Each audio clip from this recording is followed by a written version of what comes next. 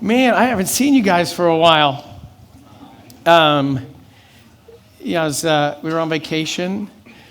Little Bailey over here is my daughter when she sang the last song, and so it always just messes me up. And it's been a long week, really long week. On Monday, Josh and I were together doing the funeral of a young 25-year-old who died in a car accident the week before, and he was baptized here maybe 6-7 months ago, and his life was just turning around, and God was doing some really neat things in him, and he was so humble and so kind. And it always hurts, right? It always hurts when somebody passes away, but when the guy whose life is kind of being transformed, when that happens, it was hard. And then on Thursday, I was studying a little bit and got a call on my phone, and it was my sister. I had two sisters. One passed away a number of years ago. The one who is remaining, I probably haven't talked to her in 15 years. Now, there's no rift or anything. She's just a mountain girl. She lives on the top of a mountain in North Carolina, literally on the top of a mountain. Trust me, I know, because I got there by Friday morning. She called and said, "I need your help, and come get me." And so it was interesting, the weirdness of, okay, I'm going to go see her. I haven't seen her for many years. And what really kind of attacked me almost was the conversation. If you haven't talked to your sister for a long time, like, we didn't catch up on anything necessarily, but we talked about when we were growing up. I'm 7 years younger than her, and so I didn't really grow up with her. I grew up kind of as a single, like a lone child. She had gone, and my other sister was older, and so they were gone before I got into 6th grade. So all my memories are so very scattered, and they're as a 5-year-old or a 7-year-old or an 8-year-old, and so, but just rehashing all the things from my past, and I just once again I was reminded how faithful God is to get us through stuff that is difficult and redeem our lives and bring us back into a place where He can use us, and so that's where my week has been, and so it feels good. It felt good to be back here to worship. I have a cold, so I can't sing really loud, or I don't have a voice, and so we're going to talk, continuing to talk through the Old Testament scriptures and the story of God and this incredible pursuit that He is on in order to win us back, to redeem our lives, and to bring us back into a relationship with Him.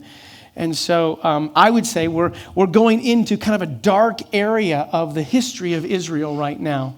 It's where David was king for a while after Saul had kind of failed as a king, and then David triumphed as a king, and he had a strong nation of Israel. Then his son Solomon became king, and we'll see how his life went. And now in the story, we're coming to the end of Solomon's life, where his son Rehoboam is going to take over the kingdom, and it's not going to go well. So Solomon is, and I don't know if you know this part of the story. I was talking to a few people while I was checking my mic, and there's a few scattering group of people in here and talking about, you guys know the story of Rehoboam and Jeroboam? And they're going, yeah, that one doesn't get played in Sunday school too often. And it doesn't, because it's not a great story. And so maybe this is new to you guys. And so hopefully we'll try to see God's faithfulness and His hand in and throughout this part of the story, the same way His hand is in and throughout each part of your story. And He's redeeming every moment, every event. We're in 1 Kings chapter 12. And it says that Rehoboam, which is Solomon's son, went to Shechem, which is a little town, for all the Israelites had gone there to make him king. This is after Solomon has passed away. So they also sent for Jeroboam, and Jeroboam was a guy who was a part of the court of Solomon. He had been a really good worker while they were filling in the walls around Jerusalem, and so Solomon had made him like a supervisor. So he's going to be taking care of some of the forced laborers. This is not a good thing that Solomon did. He had people who were I'm not going to go so far as to say slaves, but forced laborers, usually from the people that they had conquered in foreign lands. When they were in battle, they would bring them back, and they would be forced laborers. So Jeroboam was over these forced laborers. And he and the whole assembly of Israel went to Rehoboam and said to him, he asked him this question. If you know anything about Solomon, he started really good, but then as he got older, he taxed the people really hard, and he used these forced laborers to build up his kingdom, and build up his kingdom kind of for himself, not necessarily for God anymore. He was trying to build himself up, and so he was really taxing the people hard. So they came to Rehoboam and said, what kind of king are you going to be? Your father put a heavy yoke on us, but now lighten the harsh labor and the heavy yoke he put on us, and we will serve you. And Rehoboam answered, well, go away for 3 days and then come back to me. So the people went away. Then King Rehoboam consulted the elders who had served his father Solomon during his lifetime. How would you advise me to answer these people, he asked. And they replied, and this is interesting, wise old guys, right? If today you will be a servant to these people and serve them and give them a favorable answer, they will always be your servants. But Rehoboam rejected the advice of the elders that the elders gave him and consulted the young guys who had grown up with him and were serving him, like his drinking buddies. It's like the dudes that he hung out with, played baseball and basketball with and hung out with him. Hey, what should we do with these guys who are coming and saying, lighten the load for us? He asked them, what is your advice? How should we answer these people who say to me, lighten the yoke your father put on us? And the young men replied, tell these people who have said to you, your father put a heavy yoke on us, but make our yoke lighter. Tell them, my little finger is thicker than my father's waist. My father laid on you a heavy yoke. I will make it even heavier. Your father scourged you with whips.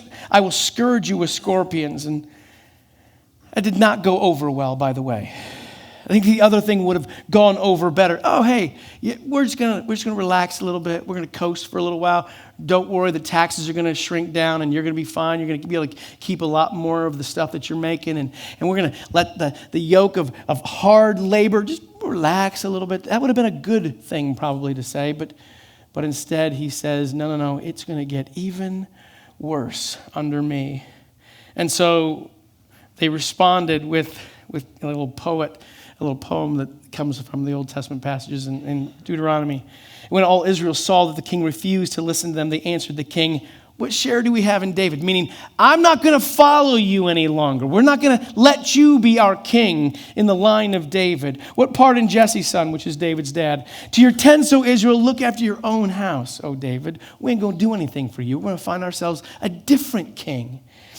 And when all the Israelites heard that Jeroboam had returned, they sent and called him to the assembly and made him king over all Israel. Only the tribe of Judah remained loyal to the house of David. Now, we usually look at a map when we're talking about this history stuff. And so this is a map of Israel. And if you see the little names, not the city names, those are pretty easily seen in white, but the tribe names, all the sons of Israel, Jacob, whose names were changed to Israel, like Asher and Naphtali, Manasseh, Zebulun, Issachar, all those guys. Those are the areas where each tribe lived. And in the bottom, you see Judah and then Benjamin. You can only see Benj right there above Jebus, Jerusalem. And then all of a sudden, because of what Rehoboam does, because he does not listen to the advice that the elders gave, but instead he listens to his buddies, the kingdom is sliced in two. What once was a strong nation under David in the beginning of Solomon's reign is now sliced in two. It's torn asunder. It's some of the stories that you read about in the New Testament about the Samaritans. You ever heard of those guys? Like the Good Samaritan, which is kind of a funny way of saying it, because like the people from Jerusalem, Judah, and below, the people who are down here still a part of the kingdom of Judah, they absolutely hated anybody above the Macon, Georgia line or whatever. I don't know what they call that. Like they hated everybody up north. Like I know you guys are from Ohio State, you have that same feeling, right? The moment you go across the line, you hate everybody for, I don't know what the reason is, you crazy people.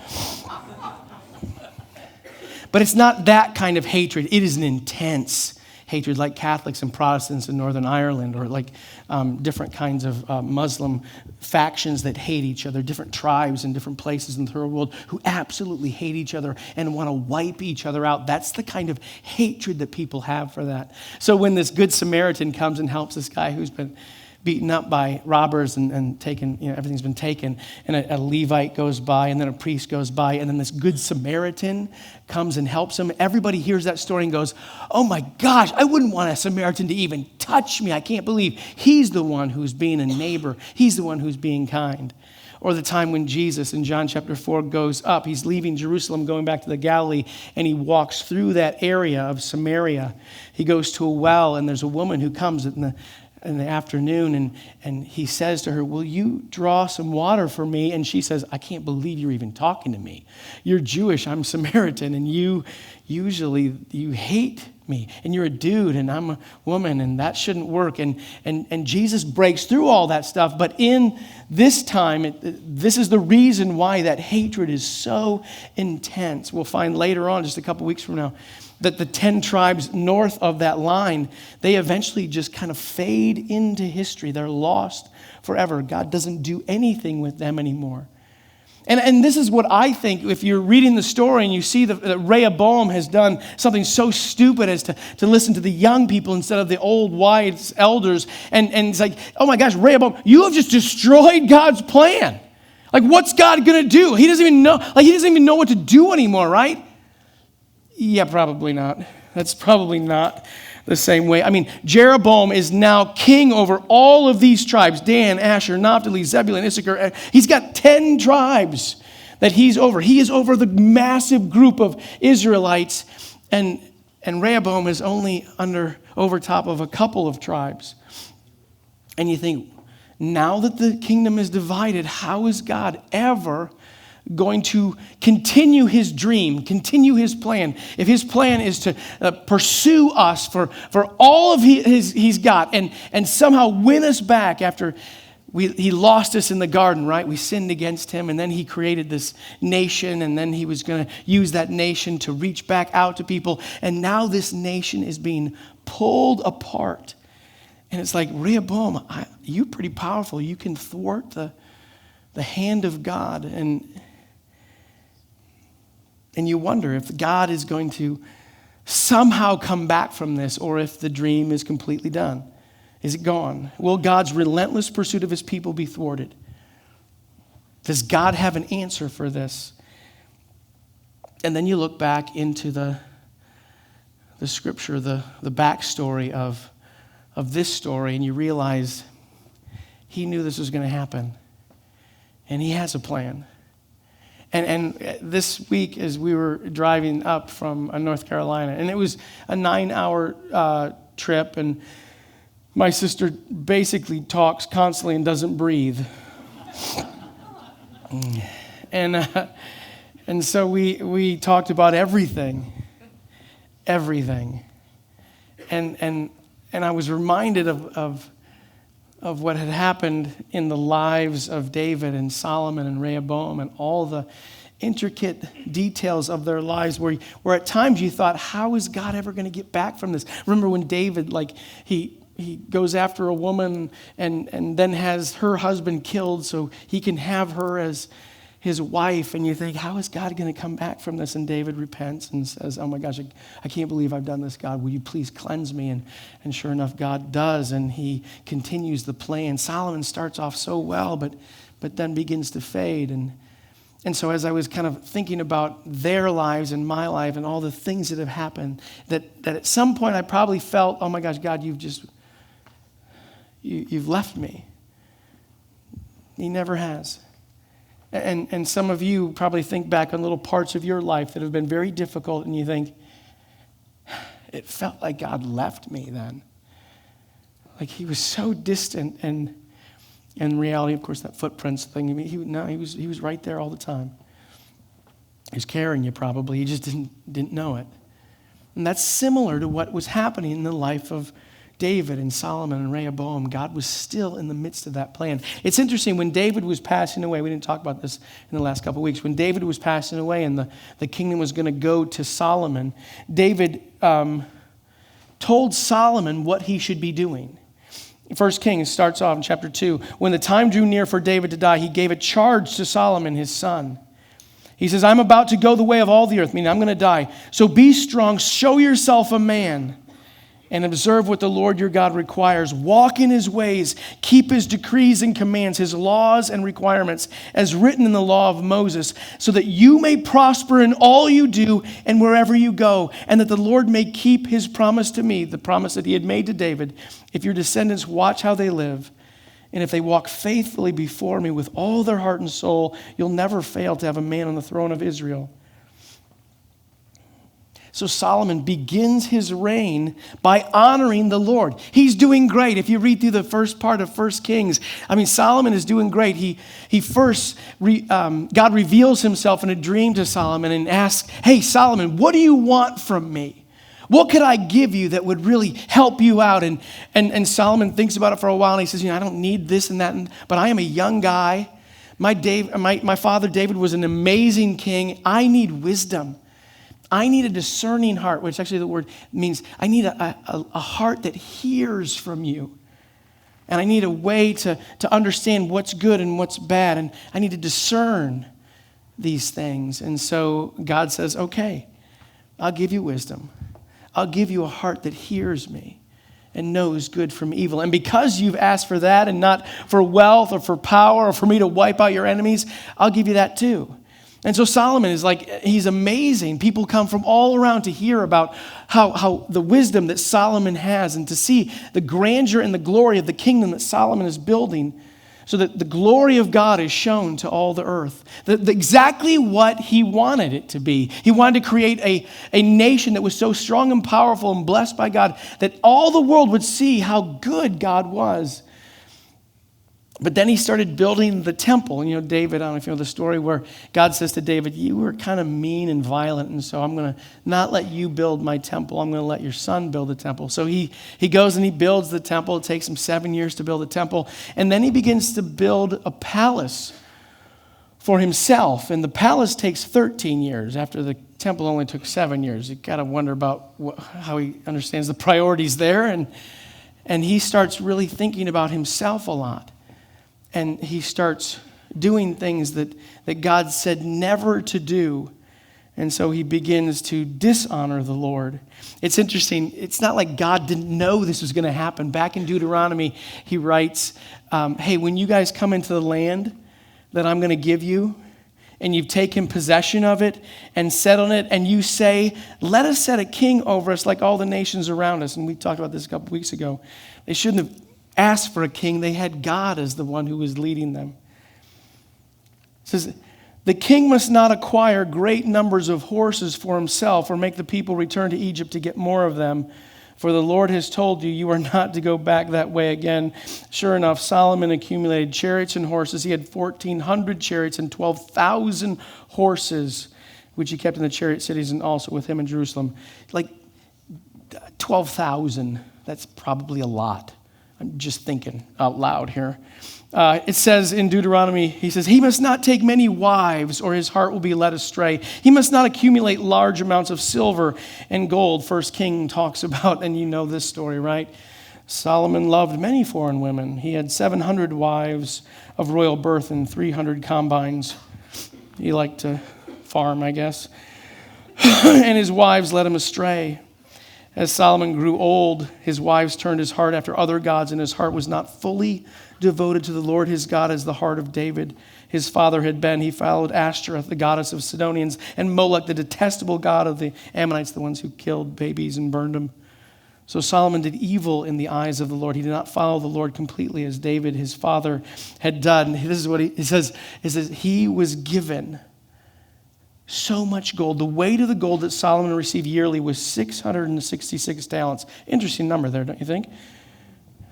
Not including the revenues from merchants and all this stuff. 666 talents of gold. A talent of gold is about 75 pounds. Times 666 is somewhere around 50,000 pounds of gold, which translates into, let me do the math, about 800,000 ounces of gold. Gold right now is about 1578. Somewhere around $1.3 trillion worth of gold on a yearly basis. Now, how would you spend that if it was in your budget? You're not supposed to have lots of horses. You're not supposed to have many wives. You're not supposed to have lots and lots of gold, because your heart will be turned away from the one true God and you'll follow other gods. You'll be an idolatrous king. And that's exactly what happened to Solomon. And so the Lord became angry with Solomon because of his heart. His heart had turned away from the Lord, the God of Israel, who had appeared to him twice. And although he had forbidden Solomon to follow other gods, Solomon did not keep the Lord's command. So the Lord said to Solomon, this is interesting, right? Like you thought this came out of nowhere. This, oh my gosh, the kingdom is torn in two. What will God do? He knew it was coming. The Lord said to Solomon, since this is your attitude, which I think is the most incredible. I looked at that word attitude. Does it really mean attitude? Like the way you present yourself, the way you see things, the way it really does mean attitude. Like God says, you got a tude, man. You got an attitude. Since this is your attitude, and you have not kept my covenant and my decrees, which I commanded you, I will most certainly tear the kingdom away from you and give it to one of your subordinates. Jeroboam was one of his subordinates. Nevertheless, for the sake of David your father, I will not do it during your lifetime. I will tear it out of the hand of your son. Yet I will not tear the whole kingdom from him, but will give him one tribe for the sake of David my servant, for the sake of Jerusalem, which I have chosen. Jerusalem was the place where Judah and Benjamin were, and so God was going to keep Jerusalem where his temple was. And all of this destruction was not about Rehoboam listening to his buddies instead of the elders. This was determined far beyond this, before this, when Solomon began to have his heart pulled away from the one true God to all these idols. All this destruction stems from Solomon's attitude, his behavior, and decision to disobey God and to follow other gods. There's an interesting phrase that they use in aviation when a plane crashes. They say, well, the plane crashed right here. The accident, the crash happened right here. We were just waiting for the plane to reach the wreckage, the crash site. Like there was a fatal mistake, a fatal decision, a fatal flaw in the plane back here, and it was just a matter of time before it all crashed onto the ground and destroyed everything. It wasn't Rehoboam's fault. It was Solomon's fault. And so I started thinking about that. Like, going back to the dream of God, the desire for him, once we had failed, Adam and Eve and then all of us had failed him by disregarding his commands and sinning against him. Then he created a plan, and he said to Abraham, I'm going to make you into a great nation. I'm going to bless you. I'll make your name great, and you'll be a blessing. I'll bless those who bless you, curse those who curse you, and all peoples on earth will be blessed through you. I'm going to create a nation through you, and all the world will be blessed through you. It's interesting because it's like, well, what happened now? I mean, this nation has been torn in two, but God makes a promise to Abraham's descendant David that kind of shrinks down this promise, this line of promise. In 2 Samuel, God comes to David, the king. He says, tell my servant David, he comes through Nathan the prophet, this is what the Lord Almighty says. I took you from the pasture and from following the flock to be ruler over my people Israel. I've been with you wherever you've gone, and I've cut off all your enemies from before you. Now I will make your name great, like the names of the greatest men on the earth. And when your days are over and you rest with your fathers, I will raise up your offspring to succeed you, who will come from your own body, and I will establish his kingdom. So Solomon. And he is the one, Solomon is the one who will build a house for my name, and I will establish the throne of his kingdom forever. Now here's there I go, wait a second. No. Forever? How are we going to get in forever when Solomon did bad and then Rehoboam lost seems like the whole kingdom. But actually God is saying, no. There's still a remnant of people here.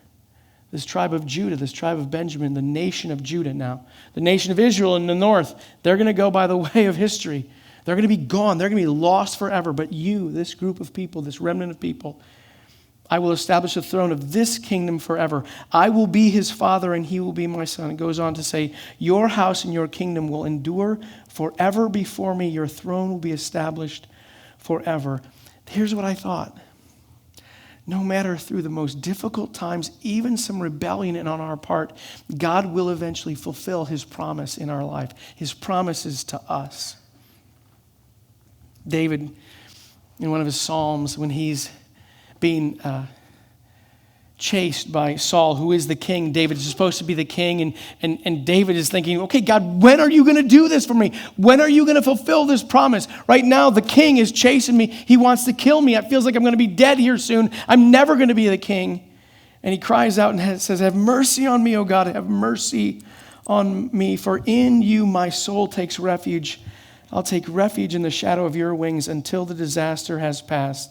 I cry out to God Most High, to God who fulfills his purpose for me.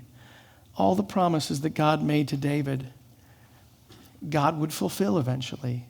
He didn't feel it at the time at all. He sends from heaven and saves me, rebuking those who hotly pursue me. God sends his love and his faithfulness. But here's an interesting thing.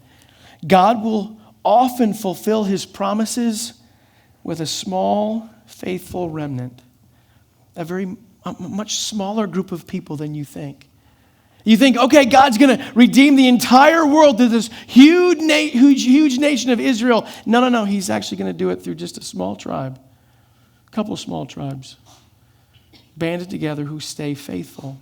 We'll see in the next couple of weeks that the northern kingdoms were absolutely unfaithful to God. They were horrible. I mean, immediately Jeroboam says, okay, I got to worry about these guys leaving the northern kingdom and going down to Jerusalem and making these sacrifices. When they go down there, they're going to see the cool temple and say, man, we missed this place. We're going to stay here. So what I'm going to do is I'm going to build a couple golden calves and put them up here in the northern kingdom so my people can go worship the golden calves. And these are the gods who brought you out of Egypt. Like, does anybody remember part of that story, like in the Moses Exodus from Egypt? There was a golden calf there. Like, are you a bonehead? What are you thinking? Not the golden calf again. We've done that one, and it was horrible. But he does it. Jeroboam was an evil king, and every king in the north was evil after him. Horrible kings. They completely disregarded any of the commands that God had given them, completely went after foreign gods and idols. But this faithful remnant, and I was thinking about how many times God has taken a big army and kind of whittled it down. Remember Gideon's men? He had like 30,000 people. Ready, and he was outnumbered by 4 times. The other army had 120,000 people, and God said, no, I don't think I need that many. Let's whittle it down. Tell all the scaredy cats to go home. And they went home, and then he got into the brook, and he says, anybody who licks like a dog, let them come. And there's like 300 of them. And so God uses 300 people to go up against 120,000, and he wins. Jesus, you think, he's going to come on the scene. He's going to unite the whole nation of Israel against the Rome. And he's going to, 12 dudes, some ladies following around, just small group. God often uses a faithful remnant to fulfill his promises. And so you got to wonder around here. We have a members meeting tonight, a vision meeting, but it's for the members. And you think, okay, like who are the faithful people around here? The members who are the ones who have stepped forward and said, listen, I'm all in. I want to be faithful. I want to be a part of this thing. And where are we all at? But God often uses a smaller group of people to do most of the work, to redeem most of the people, just an interesting way that God does, using just a small group of people to make an incredible impact on our lives. And where are we in this? When God gives us our charge, are we going to follow his commands? Are we going to passionately pursue him the way he calls us to? And are we going to live the way he's asked us to? Or are we going to go by the way of Jeroboam or Solomon later on in his life, where he drifts? The other thing I thought, and especially for me, like as a leader, spiritual leader, our lives really do affect the people around us. And I think of myself, okay, I lead because I'm standing up here and I'm here at the church, but you lead where you're at. You lead in your workplace, you lead in your family, you lead in your neighborhood, you lead as a follower, believer. Everyone's looking at you, thinking about who you are and what your life looks like. You affect, and what you do, how you live affects so many people around us. And then it just kind of brought right down, because I suppose with Patty and hanging out and talking about my childhood and talking about my parents and then talking about my kids a little bit, who she hasn't seen, my little ones, since they were like 3 or 4 years old. Our lives as parents really affect the lives of our children. Think about the life of David and how it blessed Solomon, and how Solomon started out his life, but because of the drift that he had, because of his attitude, his behavior, his actions, that he disobeyed God and followed other gods, how that affected Rehoboam and the rest of his children. And I think about that. How has my life impacted Lindsay and Samantha and Bailey? How is my life right now affecting my grandkids, Logan and Ethan? And how will it continue? And some of you have kids. How you live your life will completely affect how they see God, whether they realize, looking at your life, oh, that's just kind of something they do on a Sunday. They go hang out at that church. They got some friends there, but when they go out here in the normal life, they just live like everyone else does. Or do you live a life of passionate devotion to Jesus? Our lives as parents really affect the lives of our kids. Listen to this. This is from the command of Jesus, or in the Old Testament. He quotes this when somebody asks him, what is the most important command in the Bible? He says, "Hear, O Israel, the Lord our God, the Lord is one. Love the Lord your God with all your heart, with all your soul, and with all your strength. These commandments that I give you today are to be upon your heart." They're supposed to impact your life first, then impress them on your children. Talk about them when you sit at home and when you walk along the road, when you lie down and when you get up. Tie them as symbols on your hands and bind them on your foreheads. Always have them before you, because you're probably going to forget them like Solomon does. So I want you to remember them all the time. Keep them before you. Write them on the doorframes of your houses and on your gates. And I thought about, as a community of believers, are we passionately following the commands of God? Are we obedient to them? Are we living by them? Or are we drifting away? I'm hoping you don't have 700 wives or 300 concubines, but you have a bunch of stuff like he did. Are there things that pull you away from God? And I think that happens to us. There's a drift that happens, and it affects the people around us. It really does affect our kids.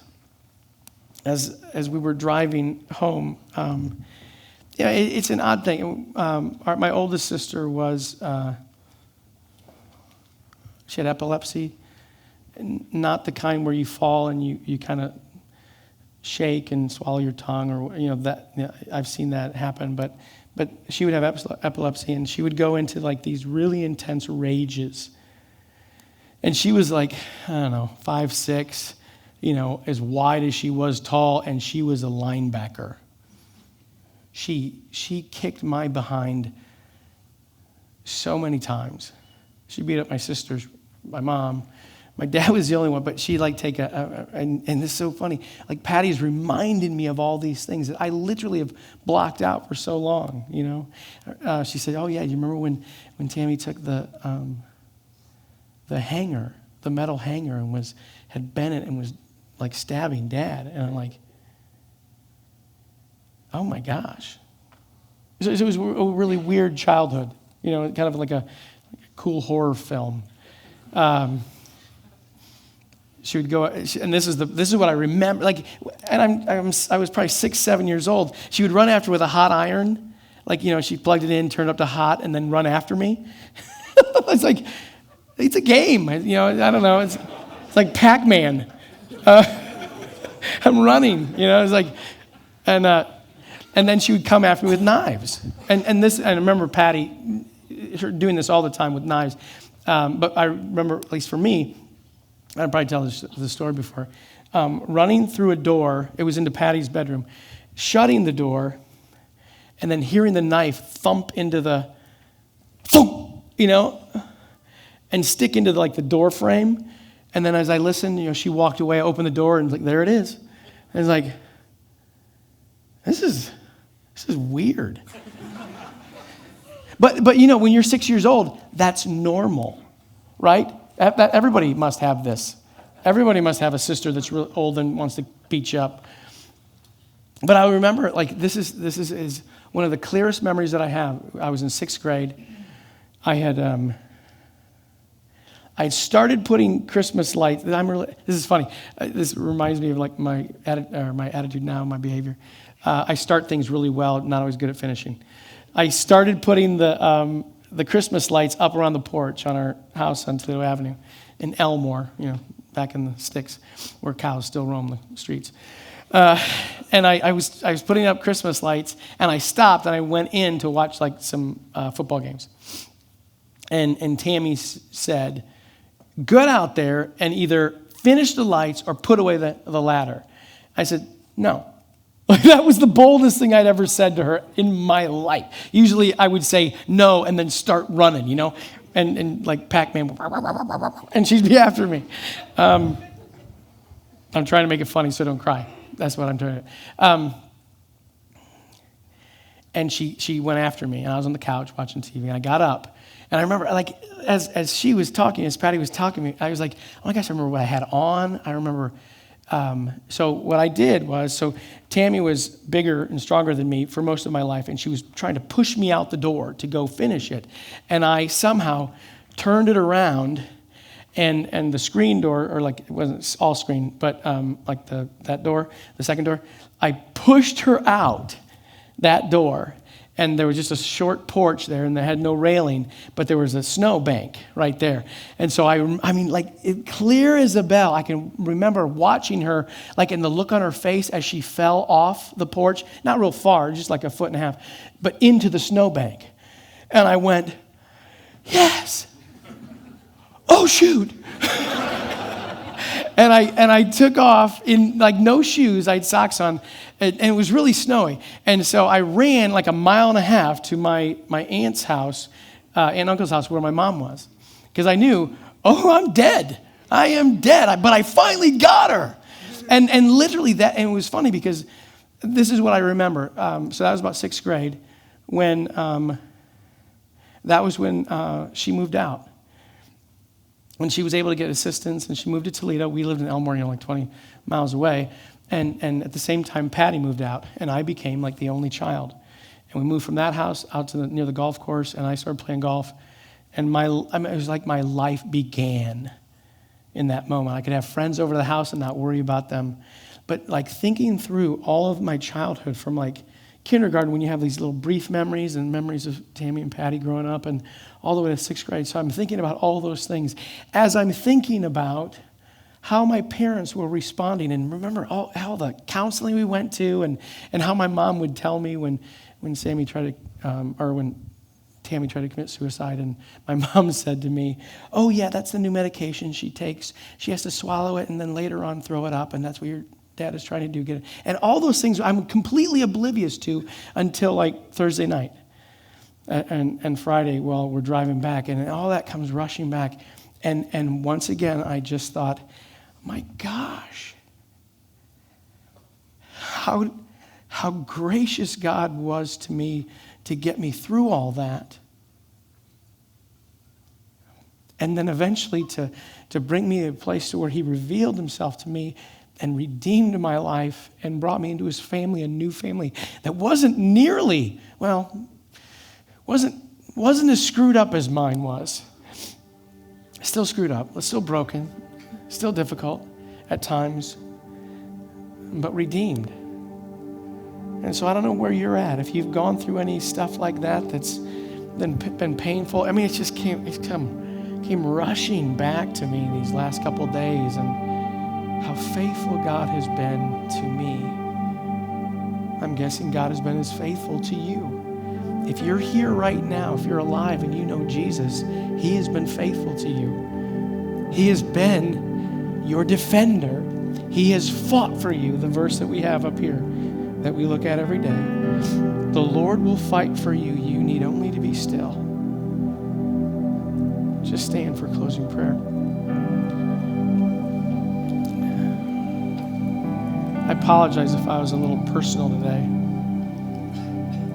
It was pretty fresh. But God is continuing to do his work in us, right? Even if we've been broken, even if we've gone through difficult times, he brings us out of that. He redeems our life. He fights for us.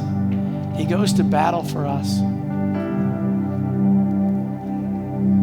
Our Heavenly Father, we thank you. I know some people's story around here, stories, and they're similar to mine. And I thank you that you've been faithful to them, that you've pulled them out, you've redeemed their lives, you've, like David cries out, you pulled me up out of the muck and the mire, and you set my feet on solid ground. And so I'm going to sing a new song to you. I'm going to worship you. Because you're the only one worthy of that. You're the only one powerful enough to pull my life out of where it was and set me secure on a foundation of your Son, Jesus, the rock. And so thank you for that. Will you continue to fight for us? We thank you for Jesus. And it's in his name that we pray. Amen. Let's worship.